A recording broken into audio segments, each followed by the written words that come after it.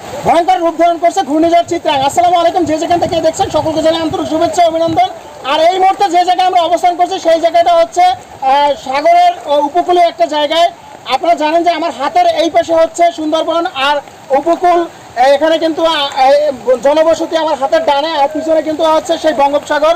আর এখানে যদি আমি আপনাদেরকে একটা জিনিস দেখানোর চেষ্টা করি যে আসলে এখানে ঘরগুলোর যে অবস্থা, ঘরের নিচে কিন্তু পানি ঢুকে গেছে।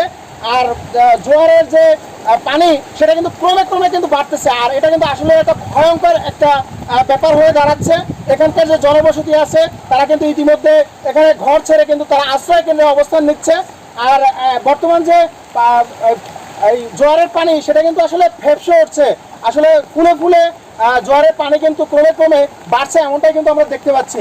আর সবচেয়ে বড় কথা হচ্ছে আমরা এই যে পশুর নদীর পাড়ে দাঁড়িয়ে আছি, সেই পশুর নদীর যে জায়গাটা, সেই জায়গাটা কিন্তু প্রচুর পরিমাণ বাতাস এবং প্রচুর পরিমাণ কিন্তু বৃষ্টি পড়তেছে। এমনকি এখানকার যে আবহাওয়া সেটি যদি আপনাদেরকে একটু দেখানোর চেষ্টা করি, আসলে সেই আবহাওয়া কিন্তু একটা থম ধরে আছে। আর সারা আকাশ কিন্তু কালো মেঘাচ্ছন্ন একটা ভয়ঙ্কর রূপ ধারণ করছে।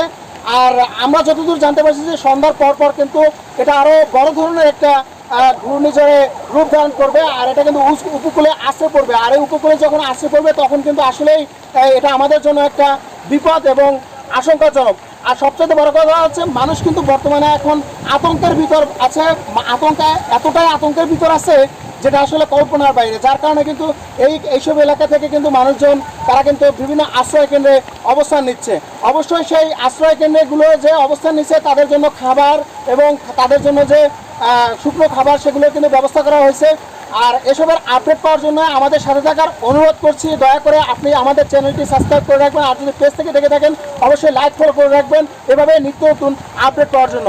ধন্যবাদ এতক্ষণ আমাদের সাথে থাকার জন্য। ভালো থাকবেন, সুস্থ থাকবেন, আল্লাহ হাফেজ।